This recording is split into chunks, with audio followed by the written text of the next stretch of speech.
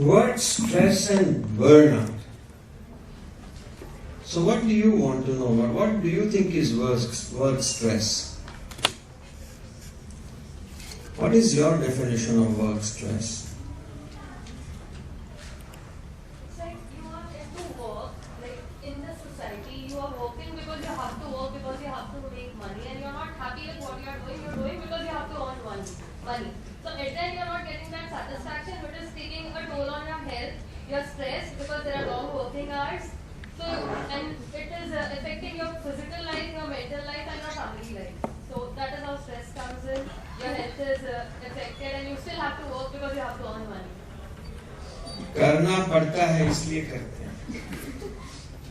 So I think it's not necessarily that करना पड़ता है इसलिए कर रहे हैं. You might just love doing something, but like you want to do this also, that also, and you're just overburdened with things. So that can also lead to stress. It's not like you don't love to do that thing, but it can be stressful and overwhelming sometimes when a lot of things are going together. When things get too overwhelming and you don't know what to do about it, and you start getting stressed because you don't have means to tackle that. So that creates stress. That's what I think. Probably when you don't have an objective and you are not enjoying. If you have an objective and you're enjoying, then you're not stressed. I've seen young men here for the last 4 days. You are here all through the day, and I am honored that you are here all through the day. Does that stress you out? Are you stressed? Are you doing because you have to do it? करना पड़ता है मतलब करते हैं. What is burnout? Overburden of work. So where does burden become overburden? When at one point when you can't work more and still you're having pressure to do it. So who forces you to do it? The boss.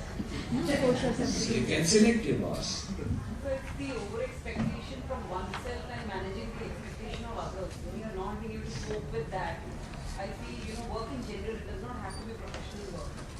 As managing home also, something. When you don't enjoy what you are doing, Absolutely, and you lose the purpose somewhere down and you all mixed up confused. And you know that somewhere you need to draw a line. So not balancing or unable to balance between what you want and what are you doing. right? A sense of alienation. Alienation from? Oneself. It's all? Like you are not learning anything new. It's like you're just becoming a machine. So why are we doing that? For economy, for stomach. Sorry, for the stomach? Running the rat race? Who created it? We are doing a lot of work, but we are not getting proper sleep and taking care of ourselves. Also, that also because of our physical symptoms and leads to stress. Like you have not slept well or ate well, maybe not hydrated. So that also this aggravates the thing that we just ignore our own normal physical needs, basic needs. In the 21st century, actually in the 20th century, or probably before the 20th century, we have set expectations all by ourselves, and we are the victims of our own expectations. Right? So there is this very nice study that was conducted in the US. All nice things get done in the US because they publish. We do equally good things and nobody publishes it. So there is this National Association of Mentally Ill, NAMI, N-A-M-I, NAMI. NAMI got together people over the age of 80, 4,000 of them, over the age of 80, and gave them a satisfaction with life questionnaire. write how happy you are to be 80 plus. And this was to celebrate the birth, or felicitate an author on her 100th birthday. So when they said, when they felicitate this, my de-stress, my source of happiness, in some ways the purpose of my life is right there. My grandson and my son. And then my daughter-in-law. Thank you for coming. So it's obvious that Indigo didn't cancel their flight today. They just flown in from Ahmedabad. So they had this, it was a part of that study. On the 100th birthday, they asked an author of what would she like to do now that she had turned 100. So she said, now that I am 100, it's time for me to sit and plan my life. All these days I did what I had to, now I did what I want to. So they asked these 4,000 people about how satisfied they felt with their life.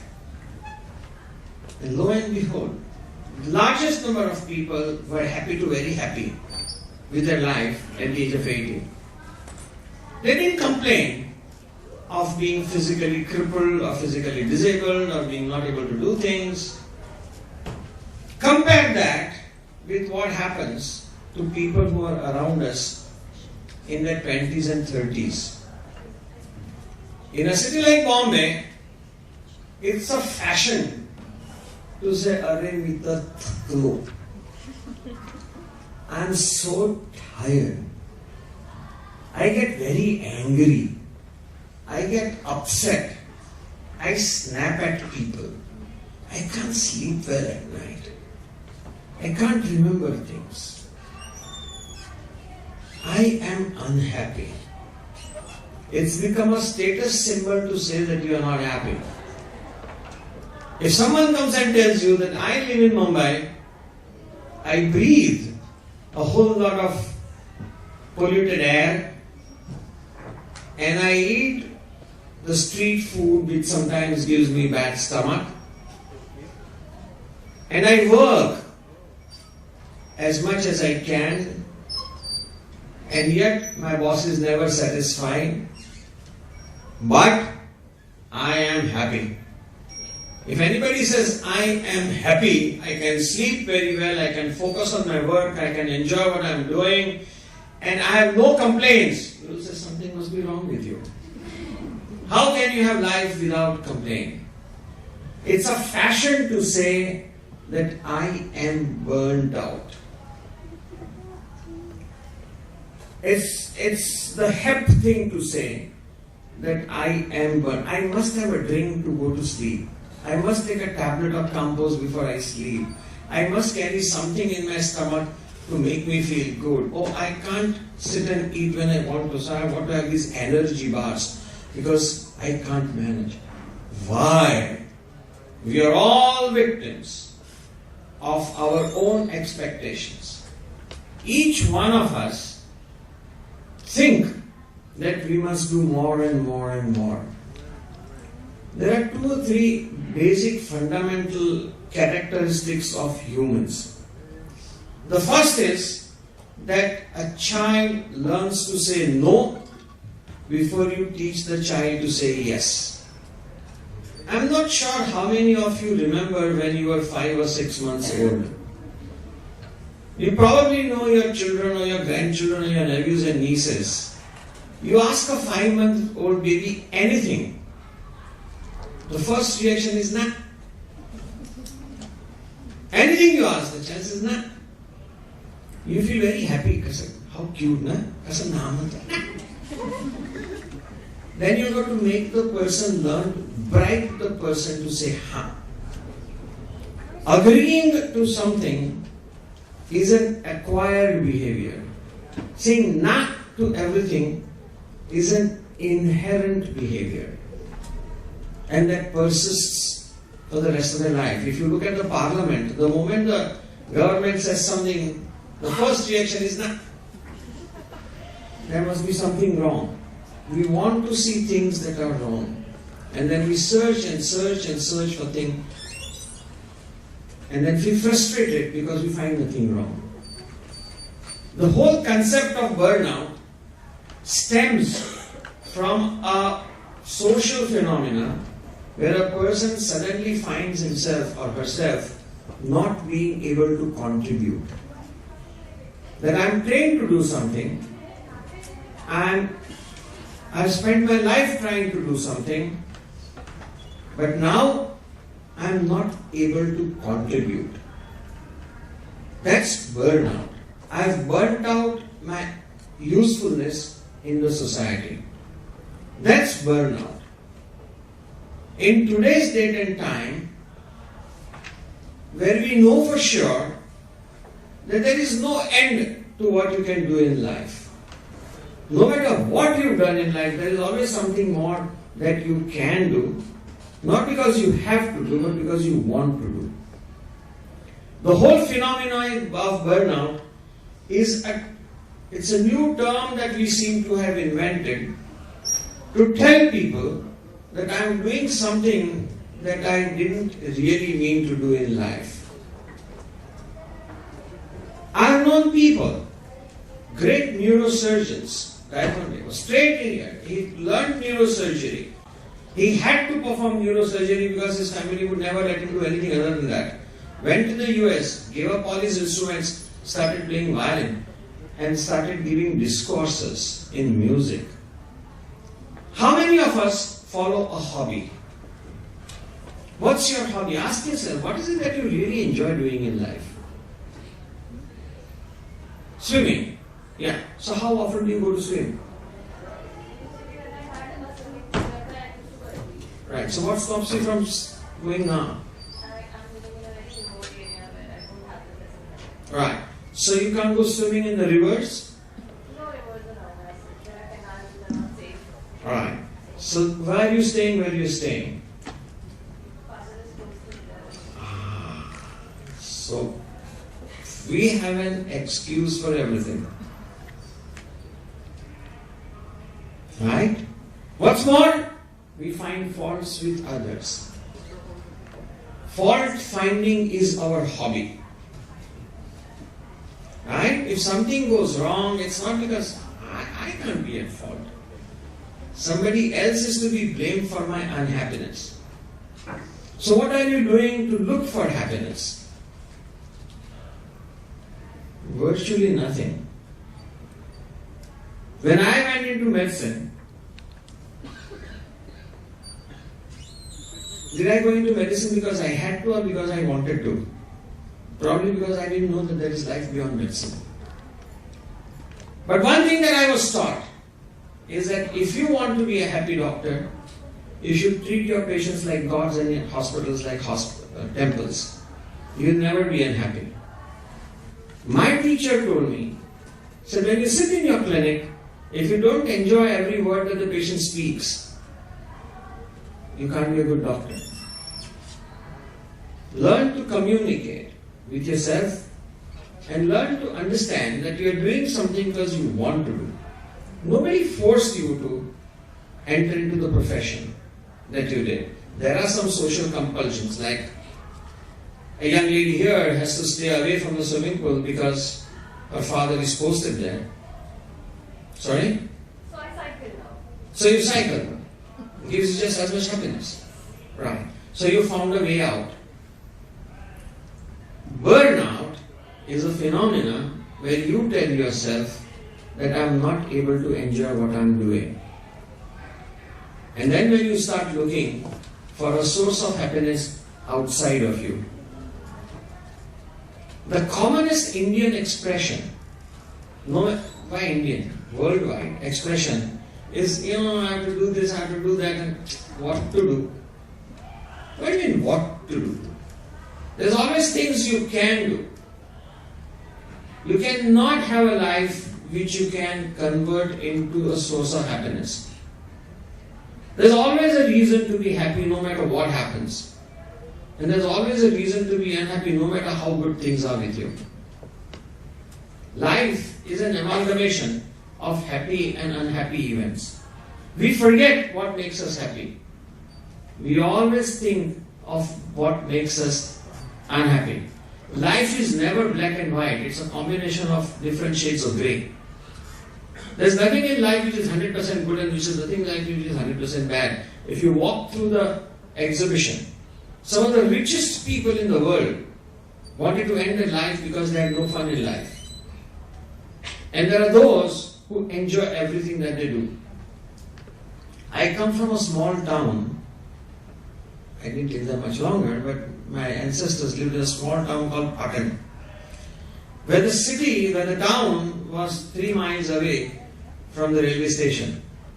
And in those good old days, every time we went to Patan, we had to take a horse cart from station to the city. And in that 3-mile patch, there were only 2 buildings. There was retired guard Bamanji and an engine driver Islam Bhai. Patan had a railway line from Mehsana to Patan where the engines had to come, turn around and go back to Mehsana. And my father told me, actually my grandmother told me, that this retired guard Bamanji used to always tease engine driver Islam Bhai, saying, "Oh God, what a terrible life you have." Because those were the days of the steam engine, where there used to be a furnace and the cabin, where the engine driver had to keep looking out of the cabin every time he drew the engine. So, retired guard Bamanji used to tell Islam Bhai, "You got a terrible job." Says, Patan anyway is a very hot city, and then you have a furnace in front of you, and you're all the time looking out of the window and getting all that hot air into your face. Oh, life must be terrible. So, seemingly, Islam Bhai used to say that summer is the best time in his life. He says, because it is so hot, the skin starts burning, and when I step in front of the furnace of the engine, it feels so much cooler. That's the best time to appreciate that your furnace gives you a little coolness from that biting heat, the loo that you have. So then what about the winter? It's so chilly outside and you are in front of the furnace and heat and cold. Says you are mistaken. Winter is a time when you should come in my engine. It's so chilly outside and your skin starts getting creepy, and then you stand in front of the furnace and you sweat, and all that coldness goes away. So what about the rain, monsoon? It's heat inside and it's raining, you get drenched. Say you're crazy. The best life experience is you get completely choked, you're drenched. The water has gone right through all your clothing, and you stand in front of the furnace and you're crisp dry in less than no time. He's never unhappy. He was so happy that after retirement he preferred to build a house right opposite retired guard Bamanji's house. Islam Bhai's house is now, Patan has grown up, we don't have those 2 houses. Life is what you make of it. Each one of us is a victim of our own creation. Humans have a desire, they want more and more and more of everything. Like there is a sinoatrial node in the heart which wants, which throws out a cardiac impulse 80 times a minute, sometimes faster.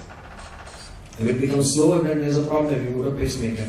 There is something in our mind which wants and wants. You never have a person who's happy. Nobody says, jo chahta tha sab mil gaya. I'm happy with what I have. I'm santosh. I am seeing a life of fulfillment now. There is something in us which wants and wants. We are never satisfied with what we have. We always want more. When as a child I dreamt that I should have a bicycle, and then I wanted a motorcycle, and now I wanted a 4-wheeler, and now I wanted the top of the line 4-wheeler, and now I wish I had a helicopter. Or I wish at some point in time that I would get out of this slum and have a flat of my own, and then I want a flat with an AC of my own, and now I want a bungalow with an elevator of my own, and then I wish I had a villa or a mansion. An uncle of mine was very upset.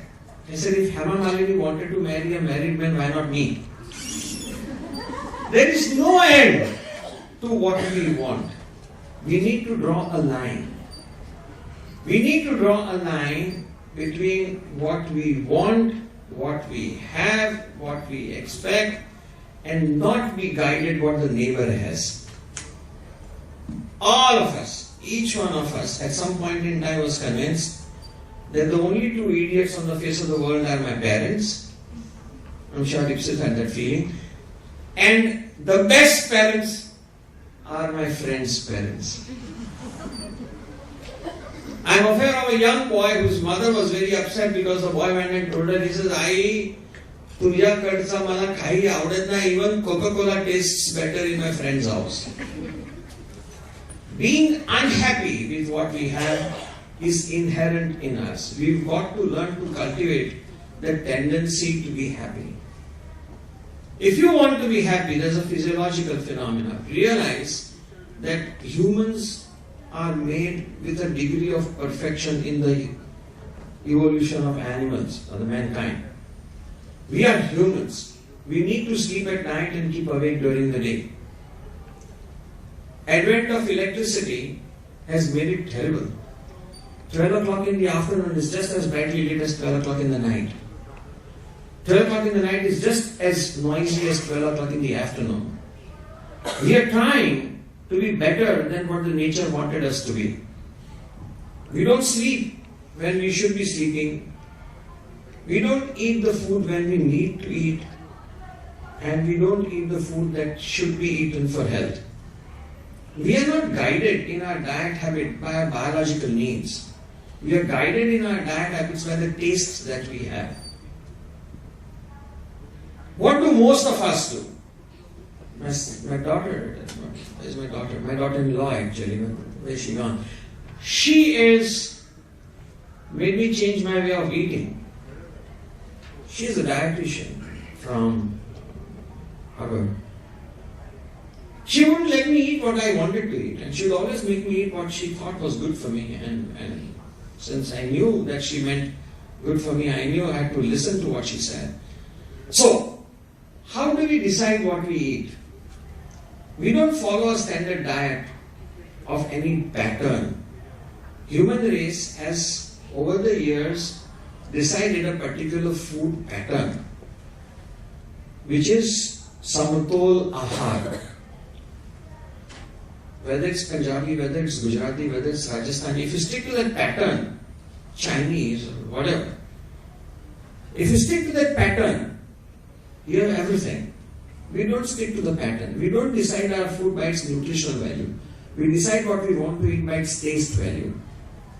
And unfortunately, the most good things in life are unethical, illegal, or fattening. And so eat all the good things in life and get fat. Or we get into nutrition, lifestyle related problems. The World Health Organization has listed morbidities of mankind, where the first 10 disorders of mankind are all lifestyle related. We have to have our target. We've got to differentiate need from greed. Stick to our need. Don't get carried away by greed. Then we'll conserve our energy. For longest time ever, the mankind knew that an average person uses only 30% of abilities or potentials and keeps 70% in reserve. Today, we don't. Somebody used the word rat race. There are no mice, we are humans. There is no rat race. We are all into self-styled competition with people with whom we love and hate simultaneously. So we want to be better than somebody else. We don't want to be better than what we expected. We don't want to achieve perfection of our own abilities. We want to do things because that will make lok kai mantil. How will people feel about me? What do people say about me? I want people to say nice things about me. And to get people to say nice things about me, I am going to keep doing things which will make people say I am a nice man. How often Would you say that I think I'm a good person because I have done what I wanted? No. Am I a good person? There was this Prime Minister who gave a very nice television interview. And then before the television crew could switch off the machine, he was asking his assistant, "Kaisa kiya maine?" You are sure of yourself. You want to know what others think of you. What matters is not what others think of you. What matters is what you think of yourself. And how many amongst us, raise your hand, get satisfied with what you think of yourself, and how many of us are carried away by what others think of you? Others or self? Others, lok kai muntil. How many? Tell honestly. All of us. All of us with what? Others. Lok kai muntil. Yeah. What will people say? So we work ourselves hard so that others will say nice things about us. And since if I'm nice to you, if you come and I see you and I give you a broad smile, it might make you feel happy. And I would give you a broad smile because I'm thinking of something happy.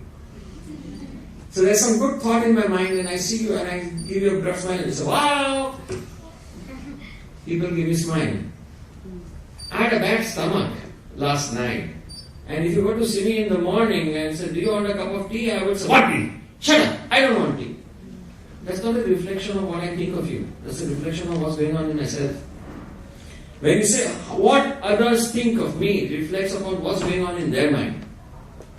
It's not a reflection of what they think of you. The moment your self-esteem is based on what others think of you, you are chasing a target that you can never achieve. So we can talk on burnout, on phenomena of burnout. No. Let me just give you one carry-home message. Learn to be happy. Just learn to be happy. There's a saying in Parsi, when they part, they say, Hasta Rejoji. Hasta Rejoji. Just one goodbye.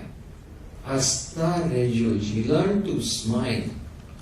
When is the last time that you really smiled? Smile of happiness. Tell me. When was the last time that you really smiled and you were really happy with what you did for yourself? Yesterday. Right. So there's an exception here. What did you do yesterday that made you smile? I went to Marine Drive and I stepped into the water. Right. So your happiness comes from being able to do what you wanted to do, not what others wanted to do. There's a lesson in there. Anybody else? With what? So, I'm happy. I love people saying this to me. But what is the carry home message? To be happy, always do what you want. Be in the moment. And please take care of your own selves. You don't have to do something because others want you to do it. You don't have to do something so that others are happy with what you do. You do something because you are happy doing it. At the age of 100, she says, it's now time for me to plan my life. We need to do that since the age of 1. We need to plan our life and we need to do things that make us happy, not what makes others happy. Because the moment you start doing that, you're going to be unhappy. You're going to be unhappy because you're going to exhaust yourself doing things that doesn't make you feel fulfilled. It doesn't increase your self-esteem when you please others. If you want your self-esteem, please yourself. Do things that you enjoy. Somebody came and asked me, said, Dr. Maya, you're looking tired. Why are you doing this exhibition? Why are you here since 9 to 5? I'm doing it because at some point in time I thought God's given me enough. Let me see if I can share it with others. Somebody asked me, who's the celebrity who came that made you happy? So we had Shen Wong come in the morning. No, what made Ashutosh and Amita and me and Ipsit happy is these 10 students from the school for the blind who came here today to get a feel of the brain. They couldn't see the brain. They didn't know what the brain is. They saw the brain. They touched the brain. They were happy that they touched the brain. That's what made us happy. We have had 400 students from tribal schools who have traveled 6 hours to come and be with us, touch the brain, be around, make those neural cells. They are happy. That made us happy. We had 15 students from tribal schools who didn't have shoes on. So somebody sitting with me actually went out and bought shoes for those 15 children. That made us happy. Happiness in life comes from small things. Happiness in life doesn't come from big things. Happiness in life comes when you feel you have contributed. Both Ashutosh and I have had bad stomach with the food that we ate for the last 4 days. Right? He took his medicines. Today when I was not well, he brought me medicines. That made me happy. Happiness comes when you do things that you want to do because you think that's what you want to do.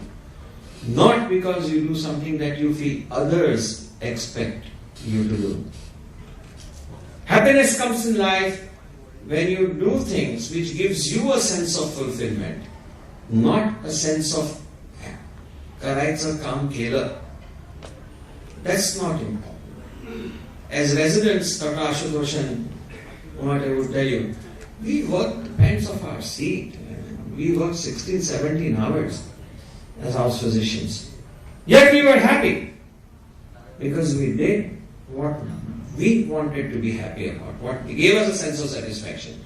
When I sit back and count the cases that made me feel fulfilled, are not the patients that succeeded, are the patients where they got well. Some of them are the patients that didn't get well.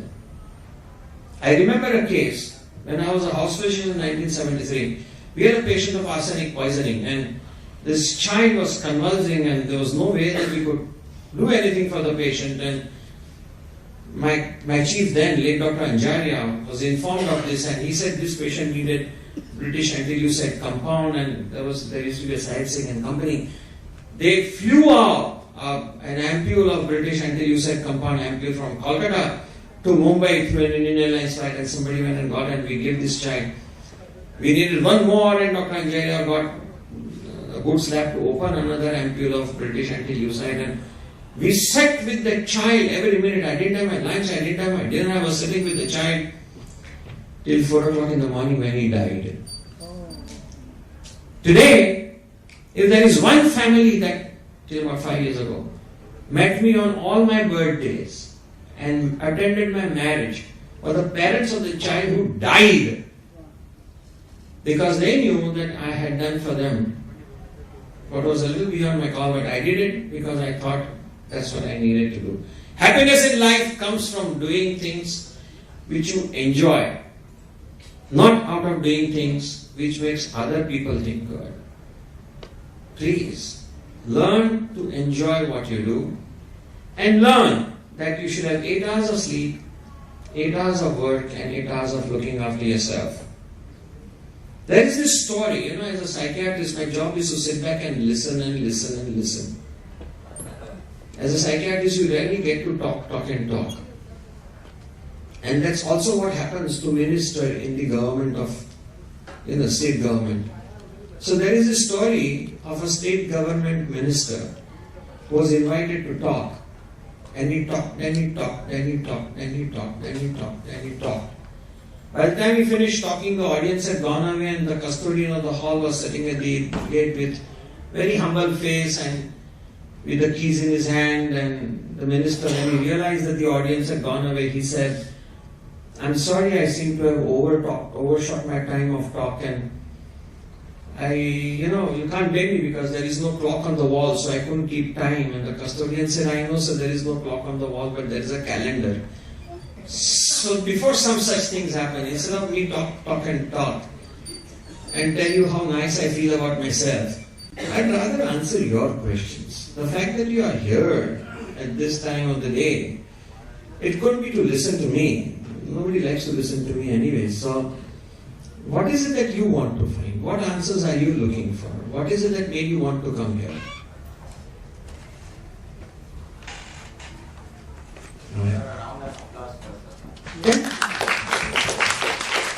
I didn't say anything that's worth an applause, did I? I found it. Oh, you found it. That's like my good colleague. What is happiness? Good evening, sir. So I had this question of social acceptance. So through the evolutionary perspective, usually we say that man is a social animal and we have this tendency to live in group, and where we think that, oh, I should be accepted, and if I am not accepted, I'll be left out. So if I am not acting according to the society, how will I be happy? So, acceptance is an automatic phenomenon. So long as you fall into certain codes of conduct and anticipation. In fact, Indian society had roles which are specific for different ages. Right? So you had your brahmacharya and then you had your whatever. We are not going to get into the philosophy of Indian Hindu mythology. But there is a role specific for each age group, in no matter which culture you belong to, or no matter what religion you belong to. Every, including Buddhism, talks about roles which are specific to the age. So at the age of 60, when a film star wants to behave like a man of 20 and puts on the bottoms, people look at him with curiosity, not with admiration. But when a man of 20 plays a role of 20, people look at him with admiration and accept the flaws. So long as you fit yourself into social norms, you will be accepted. The moment you want to go beyond the social norms, people will frown. There is something called standard deviation of accepted behaviors. When you are within the standard acceptance, you are accepted automatically. Non-acceptance, you got to work hard at it. Do things which will make people need to change. That's non-acceptance. I told you, everybody says no to no matter what you say. So, Mahatma Gandhi, for example, when he began, was not as much accepted as he finally managed to convince people of the goals of his acceptance. Our current Prime Minister, for example, the first thing people say, no, demonetization, no, this rule, no, Rafale, no. Saying no to something that is beyond standard deviation is normal human being. Either you have the conviction of your behavior, or you remain within the standard deviation of accepted phenomenon. You'll be accepted. You may not achieve anything, but you still be accepted. And if you want to achieve something which is beyond the standard deviation, either you have the conviction and the effort to make it happen, or just let it happen. I learned a lesson in my life of how to accept things in life past midnight on the road between Nagpur and Raipur. I'm very fond of narrating this story. So this was about 20 years ago when I had to go to Raipur to inaugurate an IMA conference at 9 a.m. of a particular day. And those were the days when the only way to fly down to Raipur was to take a flight from Mumbai to Nagpur and take the Delhi-Nagpur-Raipur flight. So I went from Bombay to Nagpur, reached Nagpur at 7 in the evening, waiting for the Delhi to Raipur flight, which got cancelled.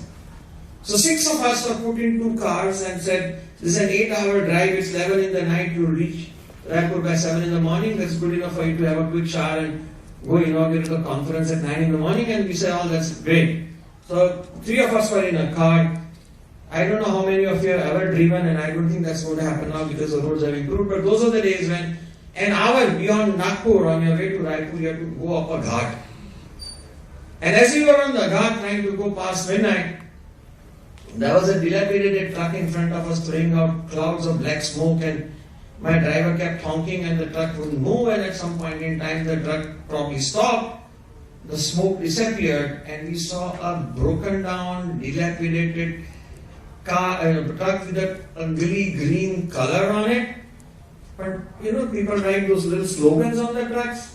So this fellow had written, "Hey, tak tak tak tak tak, asat chalaitsa." Past midnight, I learned a lesson which changed my life. Hey, asat chalaitsa. Accept life as it comes and adjust to your competence and your ambitions and your abilities and what you think is you being just to yourself. That truck did not move, no matter how much we honked. Karan hai, asat chalaitsa. You can't change people. You have to change yourself. You got to adapt to the situation. Have your ambitions. Ask yourself, am I capable of doing this? And to do this, what is the sacrifice I am willing to make? If you feel that your sacrifice is proportional to the pleasure you will get out of doing what you are doing, do it. But the moment you realize that the sacrifice is far out of proportion to the pleasure that you get out of it, it's an overprice that you don't need to pay. Remember, life will not change, expectations will not change. You either adapt, take it, or leave it. You stand up for yourself. If you don't, nobody's going to stand up for you. If you sacrifice, if you compromise your self-confidence, no one's going to come and respect you. You have to have your self-confidence and you have to have your self-respect. I've been telling these children for the last 4 days. In life, the real fuel for happiness is self-respect. And anything that compromises your self-respect is something you don't want to do. You don't want to be treated like a doormat. If you opt to be a doormat, people are bound to walk over you. So do you want to be a doormat? Or do you want to stand up for yourself? If you are a doormat, you will be burnt out. If you do not become a doormat and you stand up for yourself, you have it easy. But when you don't become a doormat and you stand up for yourself, you have to tell people to do things differently. So learn the skill of communication. Never ever say no. Always say yes, but. When your boss, somebody said the boss, when your boss says do this, don't tell the boss I won't do it. Tell the boss, yeah, of course. But when you do what you do, things aren't going to happen. But if you do it differently, सांप भी मारे और लाठी भी ना टूटे. In life, there is no absolute yes or no. There's always shades of grey. There'll always be opinion. In a hierarchy, there are people who are convinced that I don't need to listen to anyone. Because MBA, mane badhu avade chhe. I know, all of us are MBAs. I know everything. That's not true. You've got to be able to learn to listen to people. If you do not listen to people, you get into problems. Right? It's important to learn to listen, and it's important to learn to listen to yourself. A young man was about to get married and he went to his father and said, Dad, I'm getting married tomorrow. Any advice on the last day of my freedom? He said, yeah. Tell your spouse that you're going to spend 2 hours every week meeting up with your friends. So he said, okay. And what second advice? Don't waste it on your friends. Sit back and listen to yourself. How often do we listen to ourselves? How often do we ask ourselves, why am I doing this? What do I expect out of doing whatever that I'm doing? Am I doing it because it makes me happy? Or am I doing it because it makes other people say, wow, kiti chan hai? Do things that make you happy. Don't do things which make other people say, I have a degree. After a while they'll say, I na karna, na ka karna. What you do, your goodness will be interpreted as your weakness. Keep that in mind. Your goodness should not get interpreted as your weakness. Then your happiness will come. Then you will not burn out.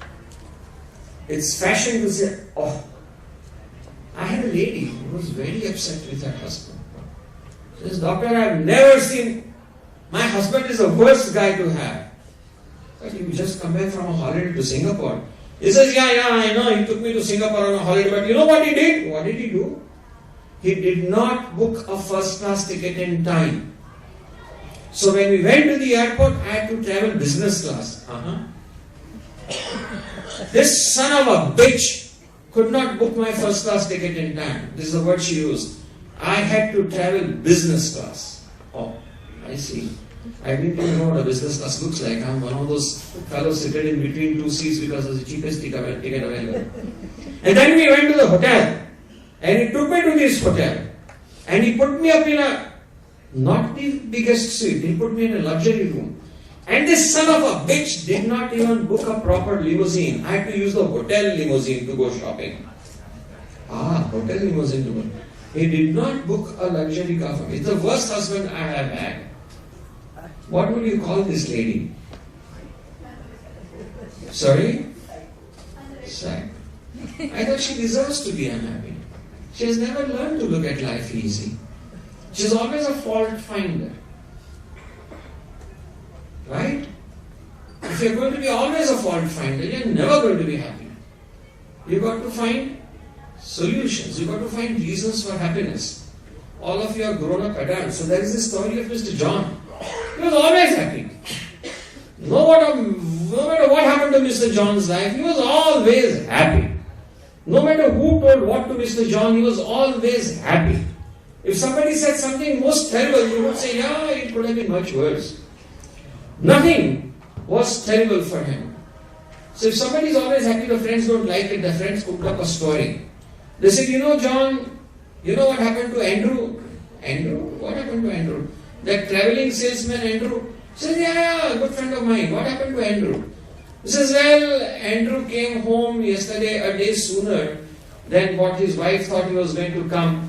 And as he was about to ring the bell, he heard his wife talking to someone.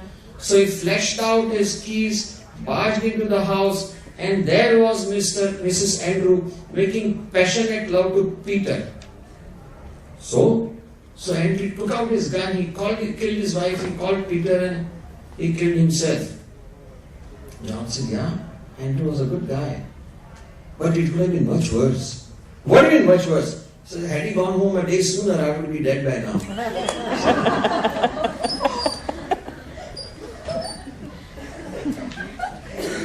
So there's always a reason to laugh. The worst of the moment, the darkest of the moment, have a silver lining. And that's my parting word. Never ever get carried away by the dark clouds that you are facing. Because there is always a silver lining to every dark cloud. And darker the cloud, brighter is the lining. Thank you.